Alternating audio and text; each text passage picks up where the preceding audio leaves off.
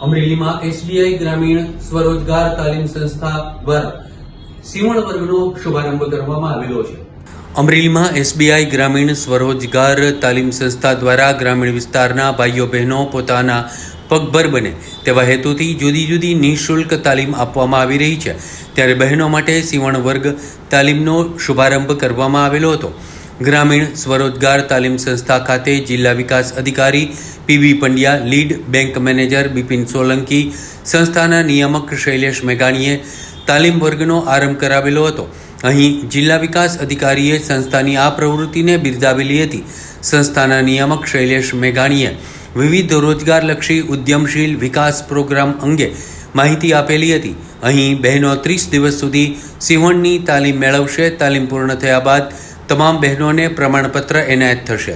નમસ્કાર, મારું નામ શૈલેષ મેઘાણી છે અને સ્ટેટ બેંક ઓફ ઇન્ડિયા ગ્રામીણ સ્વરોજગાર તાલીમ સંસ્થામાં ડાયરેક્ટરશીપ તરીકે અહીંયા હું સર્વિસ કરું છું।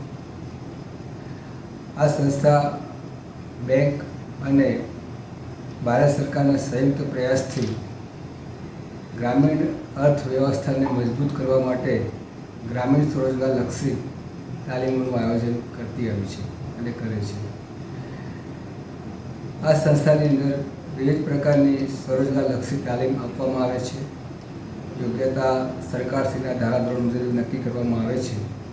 એ યોગ્યતામાં જે ગ્રામીણ યુવા પ્રતિભાવ એમાં એડમિશન લઈ શકે છે અને એડમિશન લીધા પછી શું આયોજિત તાલીમ થાય છે એમાં તમામ પ્રકારની એ લોકોને જે તે વિષયની સ્કિલ આપવામાં આવે છે।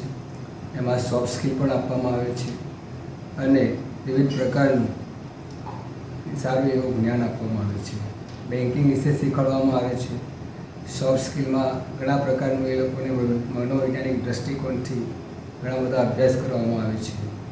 એક સુઆયોજિત એક ઉદ્યોગ સાહસિક બની શકે એ રીતનો અમારો એક અભિગમ હોય છે।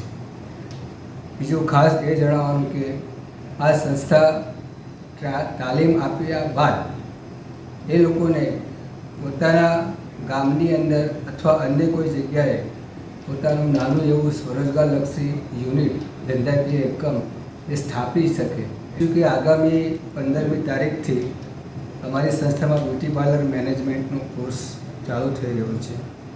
તો આ કોર્સમાં ગ્રામીણ મહિલાઓ જે છે જેની યોગ્યતા અમારી જાહેરાત મુજબ હોય છે એમાં જોઈને આપણે એડમિશન લઈ શકીએ છીએ। રહેવાની જમવાની તમામ વ્યવસ્થા અહીંયા નિઃશુલ્ક હોય છે। તો તમામ લોકો એમાં ભાગ લેવો એવો આગ્રહ રાખું છું।